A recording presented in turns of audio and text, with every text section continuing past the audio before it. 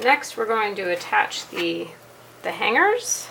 The little circle is going to be facing inward from both sides. We're going to go about 1/3 of the way down, so that will be about 4.5 inches.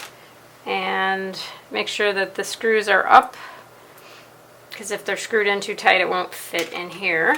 And you sort of angle it and push down. And we said we're going to go about 4.5 inches, about there.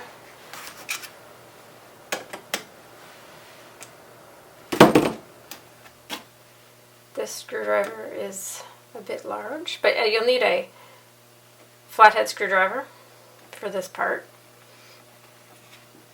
Preferably a small one. This one's a bit big for the task. And you want to just make sure it's nice and snug, so this is not moving around. Alright, we're going to do this next one. Like I said, angle it, snap it in.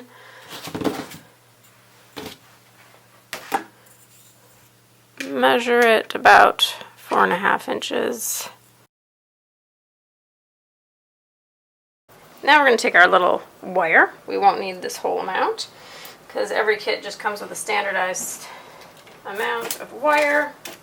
So I'm going to cut a piece that is longer than the width here on both sides, because then we're going to bend it over and wrap it.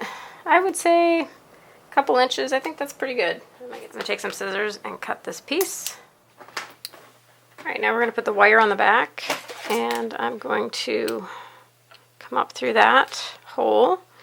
Give yourself some extras because you're going to have to wrap it around. Then I'm going to go underneath.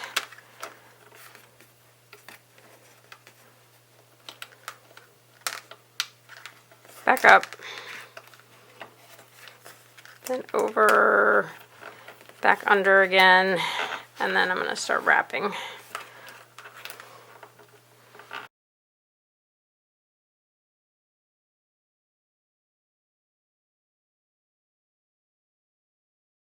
Alright, so now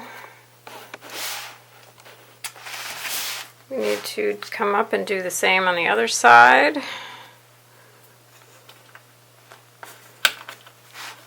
And I believe framers and frame shops leave a bit of slack to it, probably because when you're trying to hang it there's more to grab behind it.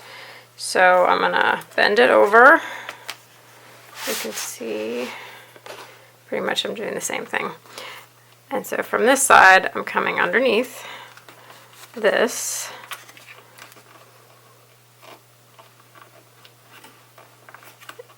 And this is a plastic coated wire. Sometimes there's extra plastic for some reason. And then coming down under this wire. Your kit comes with bumpers that have an adhesive on one side, so just peel those off and put one on each corner at the bottom of your frame, and it just helps keep the frame in place once you have it hanging on the wall and leveled. I would also recommend writing information either in archival ink or pencil about this print on the back. You have all this space to do so. You can say it's been framed with archival supplies, and if you know who it is or when it was taken and whose grandfather it is, all that good stuff added to this. Alright, check it out. It is done. It looks great.